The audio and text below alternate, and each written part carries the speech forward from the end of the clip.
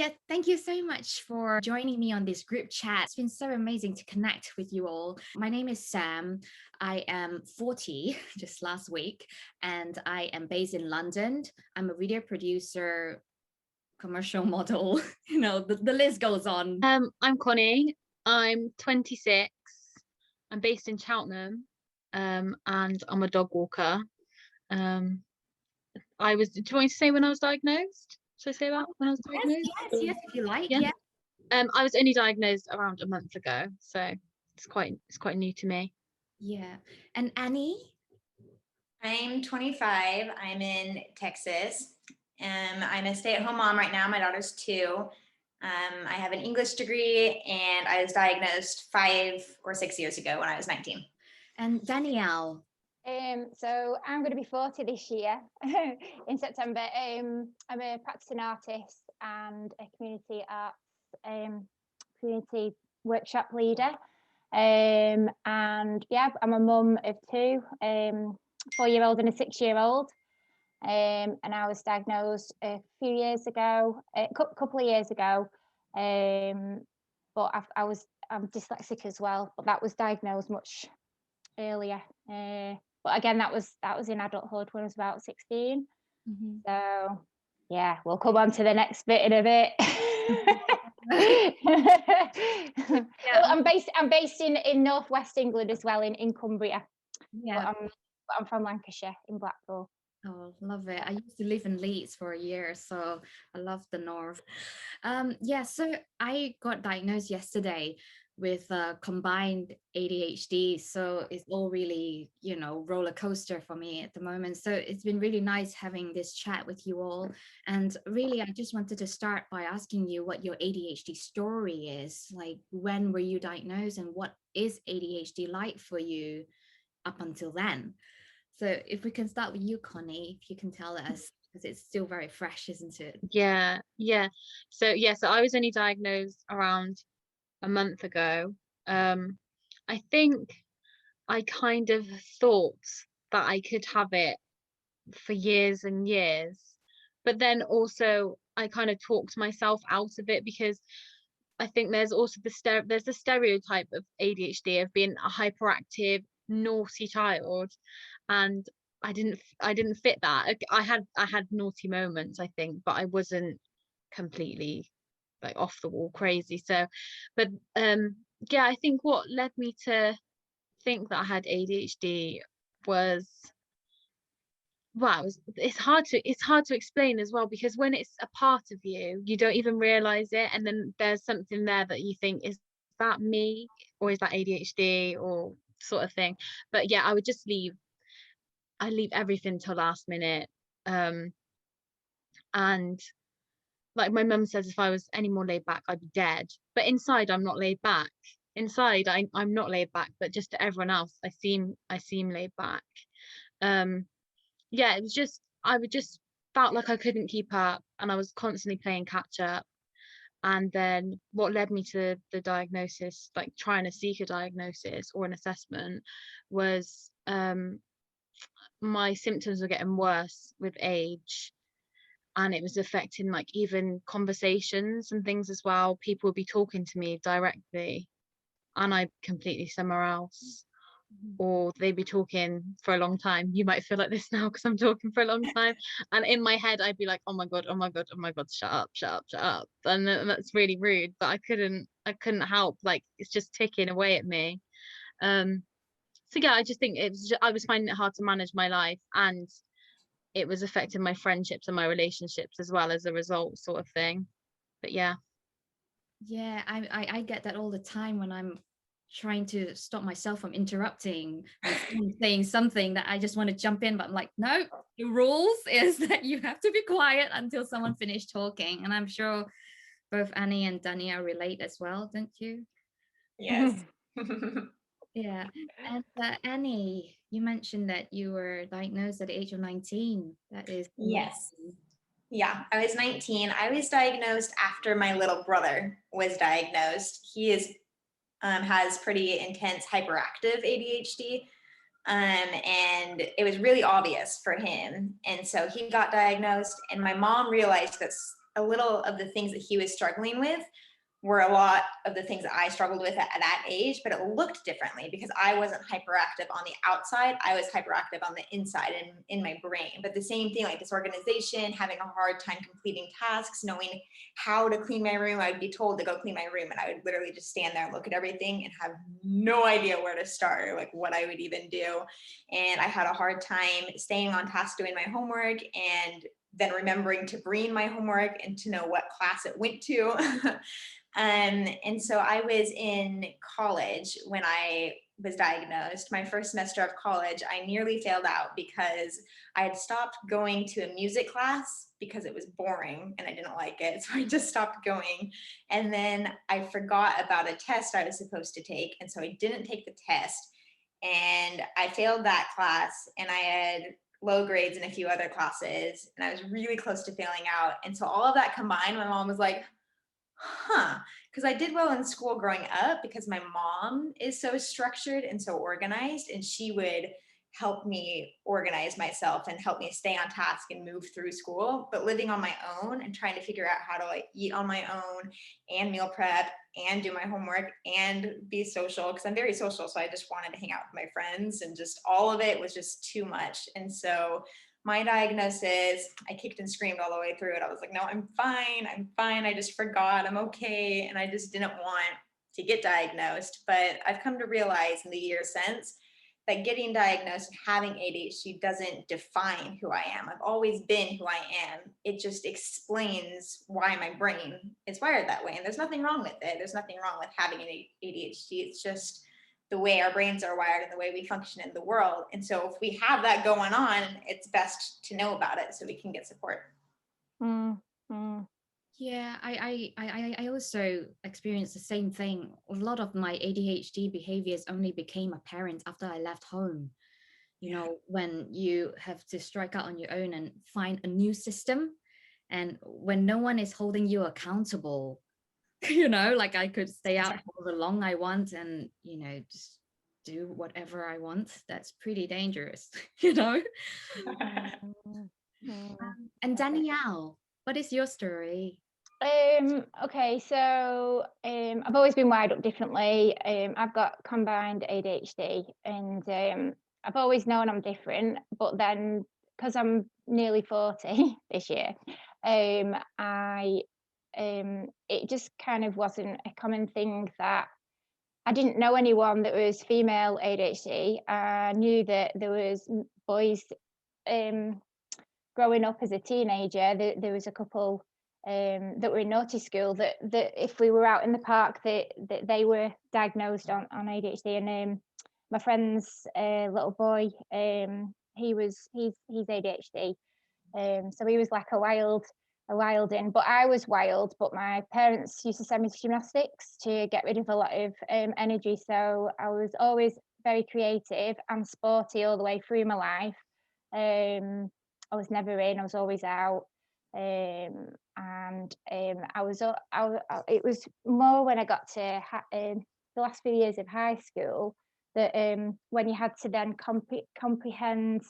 do the comprehension, so you have to read books and then comprehend. So that was kind of where that kind of I went from set ones to set twos, and that's when problems began. But I've always had the anxiety of reading out aloud because my words would jumble because I'm dyslexic, but also I would always be told that I was a daydreamer, and I take too long to do exams. And when I used to do exams and tests, I would never finish because I'd always keep rereading things to try and, but then I'd also end up daydreaming and not finishing them. So I had to resit GCSEs and stuff.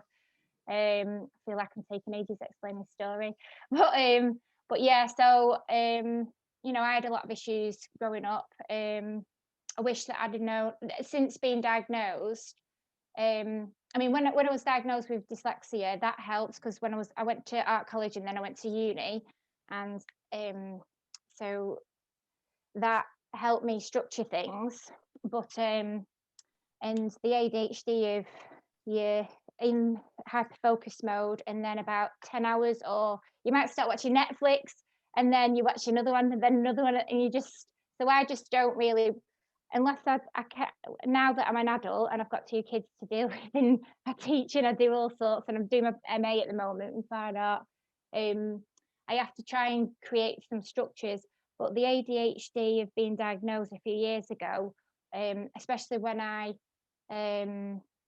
understood more about it, and more anger and more upset, wishing that I would have got diagnosed earlier. Then when I started medication, it was like, because I have loads of ideas popping in my head, and then I'll start doing one thing, then the other, then the other, then the other. I have to write lists all the time and tick them off.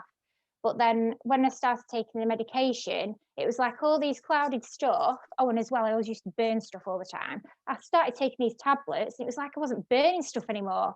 And like it was as if like something was plugged in my head where I could just see a bit more clearer. And like in lockdown as well, I whenever I do meetings, I have my earphones in because it goes straight through without being. When I'm in a normal meeting or a social situation, I can never catch what people are saying because I've got the audio processing disorder. So there's too many distractions and I don't know what's going on. I can't catch what people are saying. And then it created a lot of social anxiety. Whereas if I was diagnosed earlier and on medication, I'd understand more about it. So then I would be able to handle it differently. But then, so having these tablets and being able to understand things and focus a little bit longer, it's like been a lifesaver. Understanding more that, yeah, all right, my house is absolutely trashed at times, and when I like Annie was saying about tidying your room, you'll think, right, okay, I'm going to start, but then you start trying things on and then forget about the time. It's like 4:30 in the morning. And you've only done like a section of it, but then it just builds up. And prioritizing things. When I was growing up, my mum was super organized, like Annie's mum, and so I always had my parents there to kind of help me prioritize tasks and stuff whenever I'd be in a muddle. It was only, like Annie says, it's just like you don't have that cognitive understanding of how to prioritize things. And although the medication, it kind of fixes certain things, and it really gets you to think about the anger and why it's taken so long to kind of be diagnosed, to really understand who and what you are, and it's all right to be the way you are because you have your superpowers of other things that you can do. It's I'm on the, if you'd have asked me 2 years ago when I was in the middle of the medication and stuff, it was quite an emotional journey because all things were flooding back from childhood and teenage years and stuff, whereas now I'm kind of grown back into my shoes and I've kind of rebirthed a new identity through self, Yeah. research. So it sounds like you went through the grief cycle of discovering you have ADHD and then grieving for the time that was lost and then figuring out how to move forward. And it took time, didn't it? It took time. Yeah. So, and because it takes longer to do paperwork, and I don't know if that's the ADHD or the dyslexia or the combined thing, whenever I was a store manager for 2 years, but yeah, I'd supposed to finish at 5, but I'd be there till 7 doing paperwork, and sometimes I'd get there at like early in the morning with my music on to keep me on track. I do my tip list, but I forget stuff as well, so I have systems of like having post-it notes on things, even things that are simple. But if I'm stressed or anxious or whatever, I forget certain systems. So I have to put a simple like order of tasks that I know, even if it's a thing that I do every week. If I get stressed, I get a bit jumbled up with it. But I don't know if that's dyslexia or ADHD or a mixture of both. But Connie and Anne will probably relate. I don't know. No, absolutely. Yeah, I have a million alarms on my phone, and I have a alarm that goes off every hour that tells me to drink water because I just like don't remember.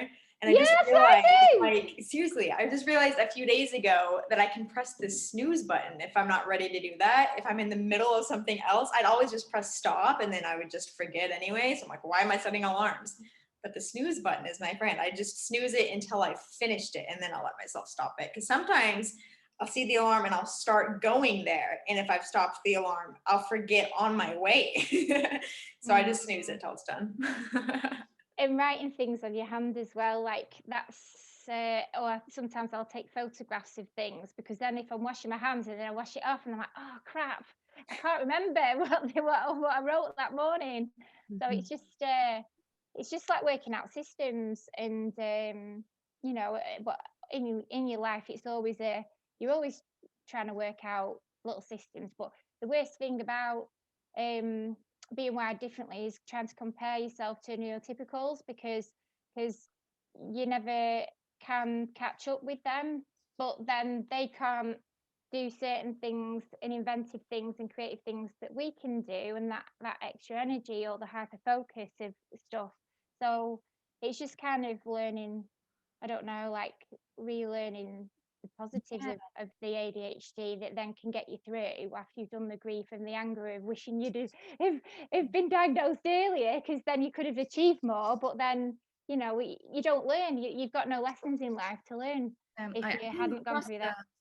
I came across a line that on Twitter today that says having ADHD is like constantly exceeding expectations, but not actually reaching the expectation.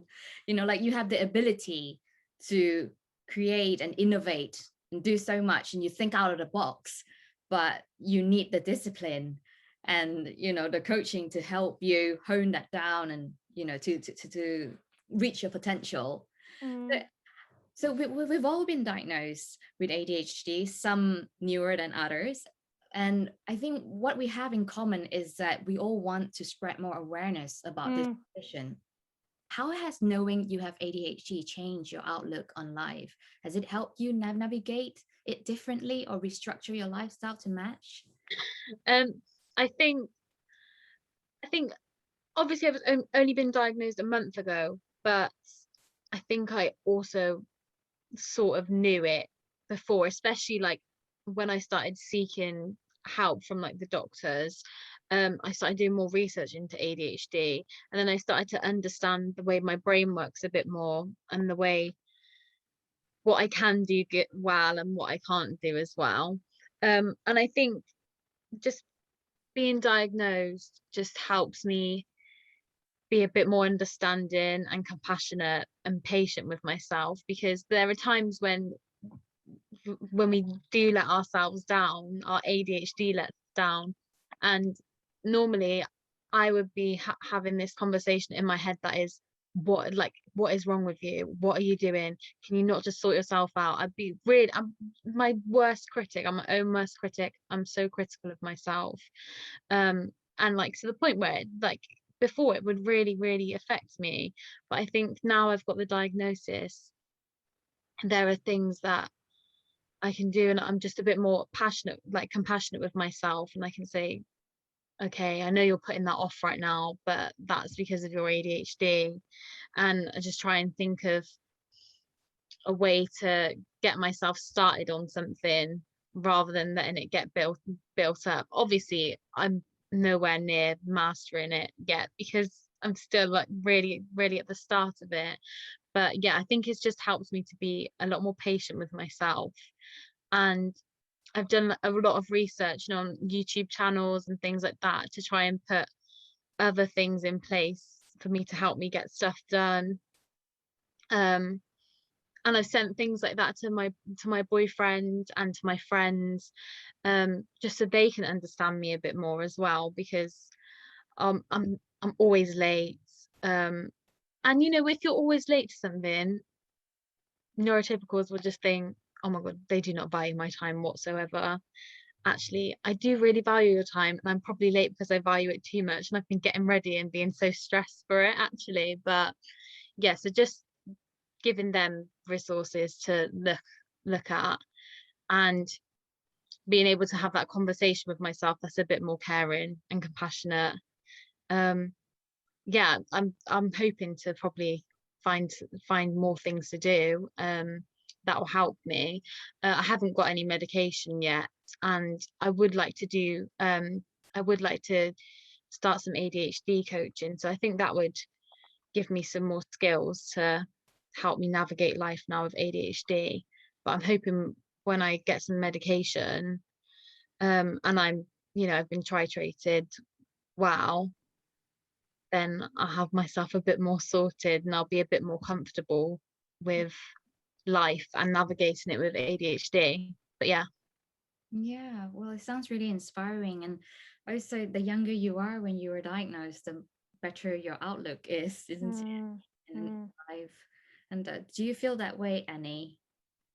Yeah, I feel like I've had some time to get used to the idea of like what ADHD actually is. And it's been interesting as especially I've been talking about it more on Instagram and opening it up and having built a community. It's so interesting to see the similarities and the differences between how ADHD affects people and how our brains are wired. Because I mean, ADHD is just an explanation for like how our brains work. And under that umbrella, there's so much. Everybody's personality is a little different. Everybody has a little bit different strengths. Things are a little bit harder for some people in certain areas, but it's just so cool to learn about the individuality and that we're all different and we're all amazing in all these different ways. And self-awareness is something that I've become really, really passionate about.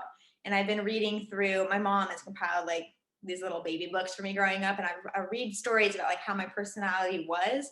And it's so interesting to see that even at 2 years old, I read some things that she's written, and I've always had anxious tendencies and I've always had ADHD. I've always kind of like over processed the world. And that makes me, as a child, it made me a little bit more timid and a little bit more whoa, because it's just so much to process. But it's been so interesting to learn like why that is. And lately I've been reading a book. I can't remember who wrote it. I'm gonna have to look it up, but it's called ADHD 2.0. Hannah, And sorry. yeah, okay, perfect.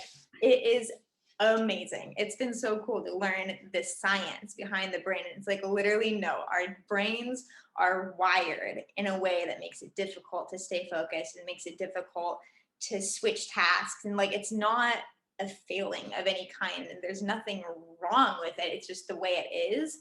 And so it's been so interesting to read about how the neurotypical brain has easier access to remaining focused on one task and not switching directions so often, and that it's hard because of science. Like it's just hard. It's just how it is.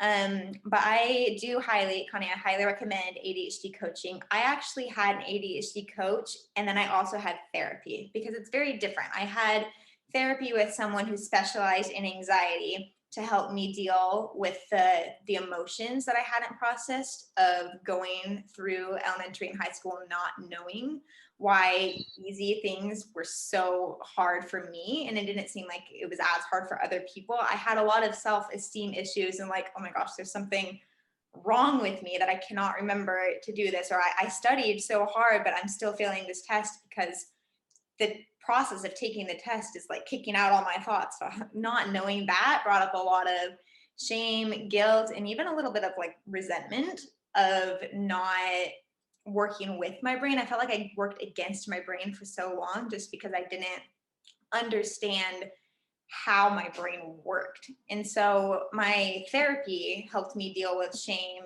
and guilt and like the emotional part of it all.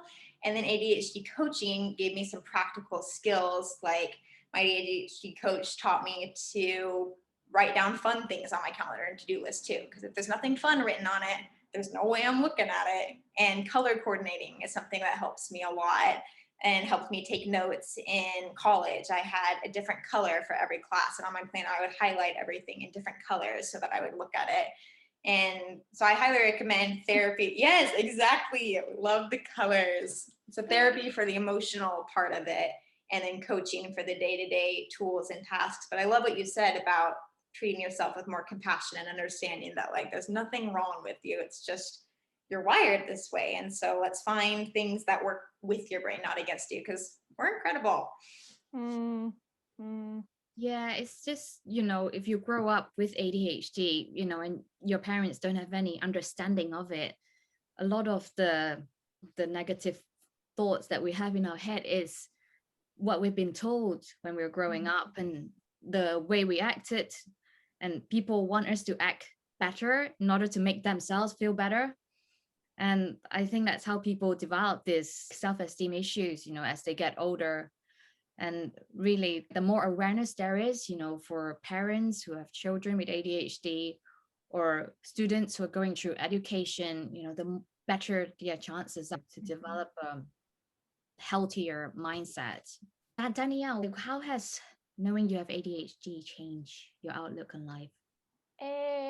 Just as the girls were saying, Connie and Annie, like more empathy to myself of it's all right that I am like this. And yeah, understanding yourself, you can then help other people that are in the same situation. It's a hard question because it kind of, I've got like about 10 million things I want to say. Like I work with art and wellbeing. I teach art and wellbeing with eco stuff, and it's the way that I deal with. I've always made and created stuff. I've always drawn and done creative stuff, and that was my way of kind of calming, escaping, like calming my thoughts and being exploratory. This thing I can't say certain words sometimes. It's really annoying. So I have to play charades sometimes with my learners, especially when I'm online. But yeah, understanding myself more, giving myself more empathy, just like Connie mentioned, and like researching what and why I am the way I am, and accepting that I'm not wired the same as other people. So when I do my hashtags with stuff that I do online, or if I've any publications or whatever, I always say that I'm neurodivergent, to raise awareness and conversation about ADHD and dyslexia. So I always so now, but the thing is, going back to like my parents and my brother don't think I am ADHD, so they don't understand that why I can't just keep a room completely tidy or have things in order. But then I'll have something sort of orderly in systems, but things that are completely tidy, that causes me stress. I like a bit of a lived in. So my studios, it's systematic. If you're an artist, I can share this link. There was neurodivergent artists, and they wanted to try and create these communication cards to explain how we want the world to kind of take notice or understand us more. So I tried to explain that if I'm like a cursor on the screen, still thinking about the answer, or a way of thinking how to digest information that someone tells me.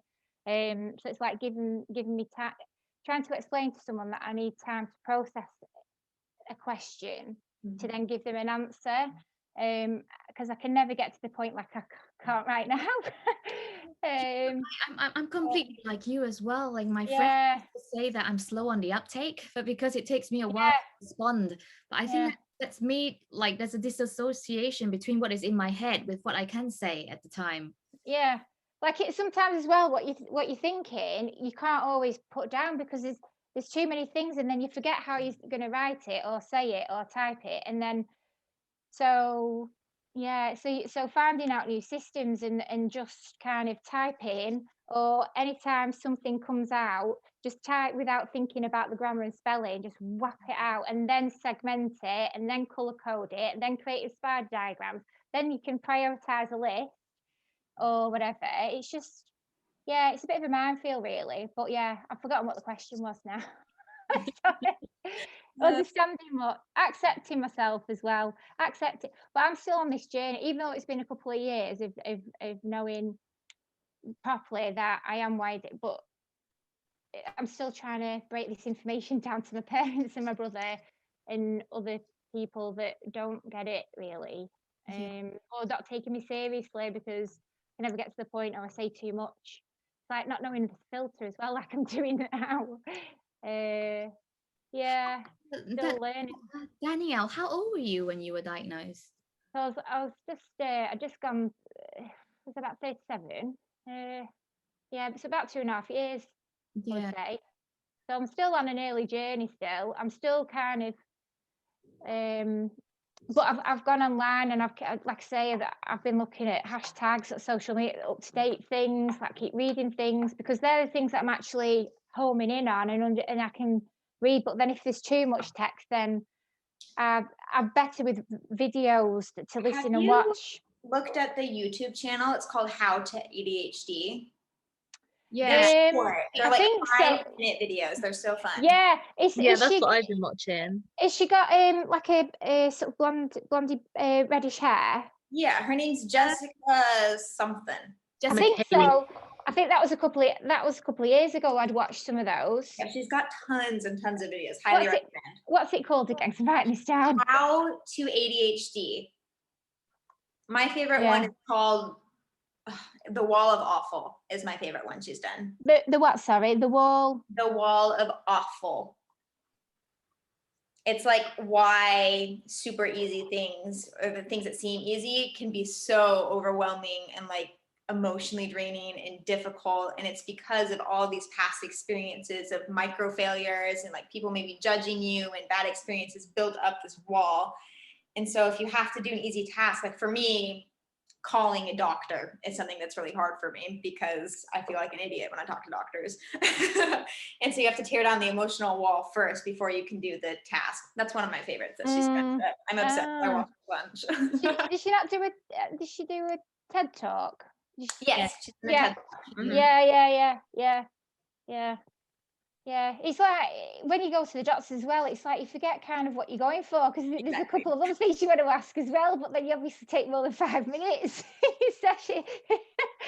So you're always conscious about like time. When you're with someone, you're conscious about what you're saying, so then it brings up more anxiety about worrying about what you're saying or what words are going to come out. And then sometimes, like, I don't know, today I'm quite good at being quite in between, but then I'm saying a bit too much. But sometimes in meetings, I'm either doing this or I've got my foot going, or I've got my pen in my mouth to keep me quiet. But yeah, the worst thing is when you're so excited to ask something, and then when you then click unmute, it's like gone, because then loads of other stuff comes in your head, and then you're like, oh crap. or your child will come in and just completely break your zone, and then you're like completely disconnected. It's like someone's just chopped your wires from your brain to the computer of what you were going to ask. And then when that one small thing, even just the action of unmuting yourself, it just chops the train of thought, and then you forget where you're up to, and then you're back to square one again. Thank you for being on today, and really being so candid about your experience. It's been really amazing. Thank you. Yeah, thank you. Thanks. All right, thank you. See you later. Have a good day. Bye.